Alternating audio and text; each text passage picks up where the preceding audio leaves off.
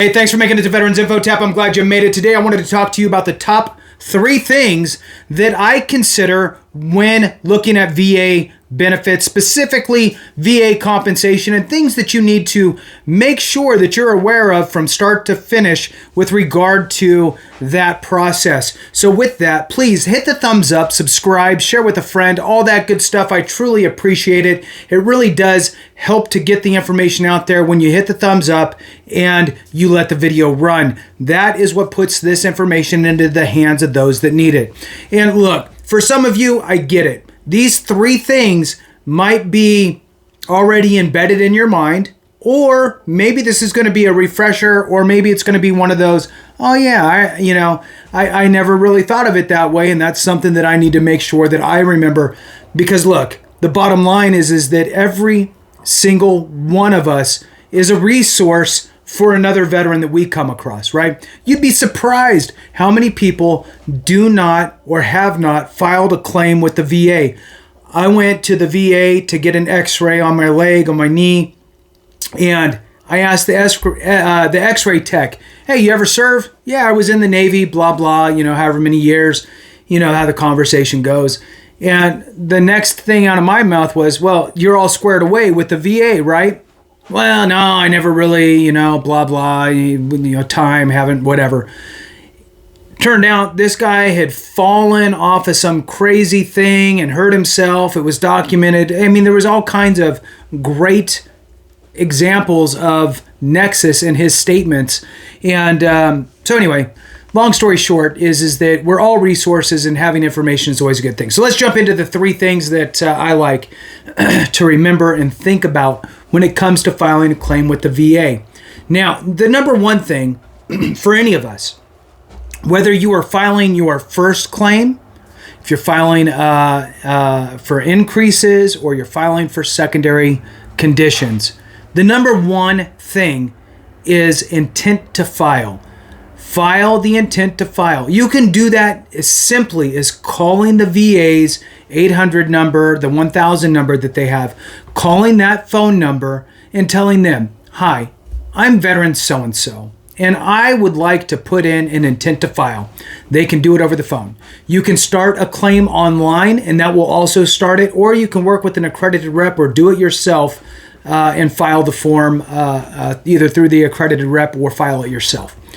The intent to file is very important because it does 2 things in my mind. One is the obvious for you if you know, but if you don't know, what it does is it preserves an effective date. The date of the intent to file becomes your effective date if you file your actual claim within 12 months of your intent to file date. So if you filed it January 1st, then December 31st, you filed your claim and it gets approved, you're going to get backdated pay all the way to January 1st.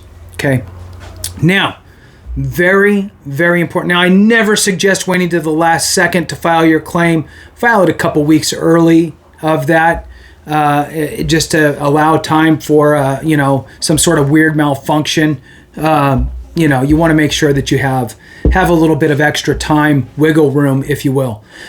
So having that intent to file in place, number one, it preserves the date, most important for back pay. Number 2 is it takes the pressure off of you to hurry up and get something submitted, especially for first-time filers for disability claims. You start to get antsy and you just want to get it in there and get it going. You talked with 7 people and everybody's, telling you to get it filed and you're going to get, X percentage, because everybody's an expert. And so you're trying to hurry up and get it filed. Well, in that haste, you may miss some crucial pieces. So having an intent to file allows you to be able to take your time to develop the claim with all of the evidence you need. Okay, that's number 1, is intent to file. And for those 2 reasons, right? Gives you time, breathing room, focus on developing your claim, and it preserves that effective date. The second thing is records.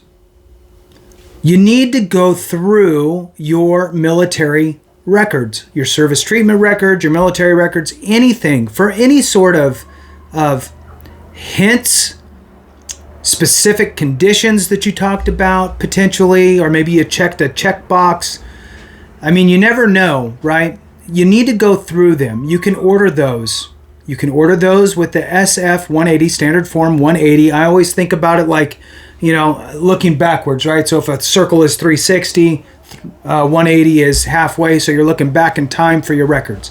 So SF 180 will allow you to order your records. Go through them page by page. Some of it's going to be chicken scratch, hard to read, but do the best you can as you're reading through them, because you may have complained about a bad knee, a bad ankle, a bad back.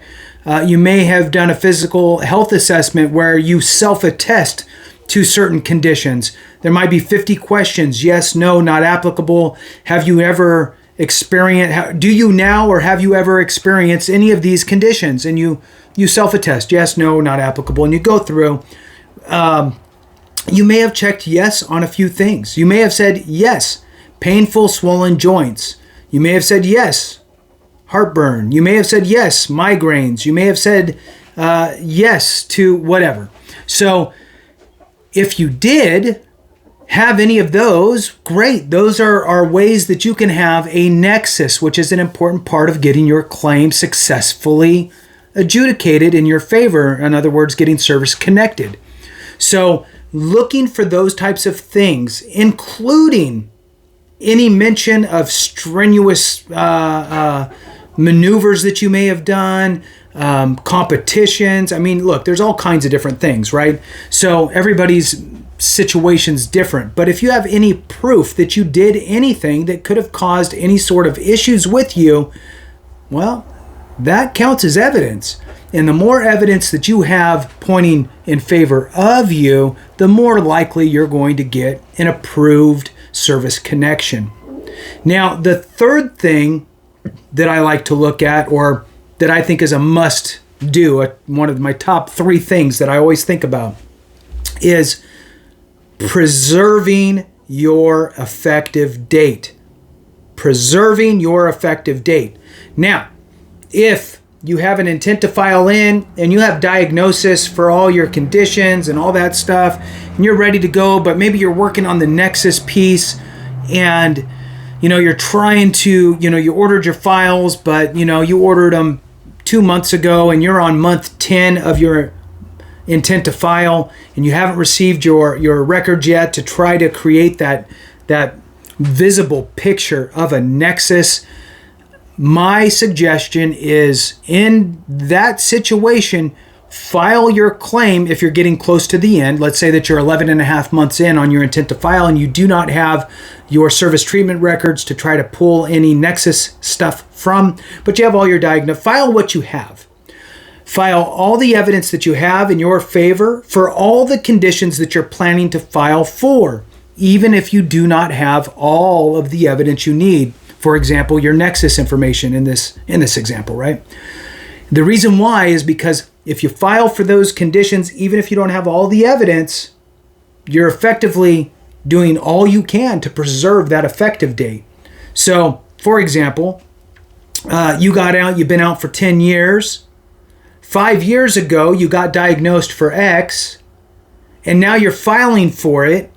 Right? You've had the condition diagnosed for the past 5 years and legitimately diagnosed. You've had the condition since you've been in service, but you finally got diagnosed 5 years out of service and you're trying to find some Nexus pieces through your records, but you don't have your records yet. File your diagnosis information, file all that good stuff. And then once you finally get to the end of that intent to file period, file your claim with all your condition that you want to file for, with all the evidence that you currently have. And the VA is probably going to deny you because you lack the evidence of the nexus, the link between your service and your condition. Show me that your condition is at least likely as not to have occurred during your time in service, right? So you're missing that piece. That's okay. They're going to deny you. That's fine. But now, 3 months go by, and finally you receive your records. Let's say there's some little nuggets in there that you can use for your nexus argument. Now you have that leg to stand on, additional evidence. You're going to file your supplemental claim with additional evidence within the 12-month of the denial on that condition, which goes back preserving the initial intent to file date. Very important. So do all you can to preserve your effective dates. Don't miss the opportunities that you have from denial periods, that type of stuff. You want to make sure that you turn around and file the appropriate claim after the fact to continue to preserve that effective date. So those are the top three for me in this example. Maybe I'll do another top three. Who knows? Whatever. There are three important things.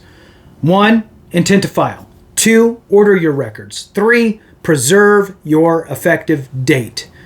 With that, thank you so much for watching. I appreciate each and every one of you. Have a great one. And remember, if we don't take care of each other, something went wrong.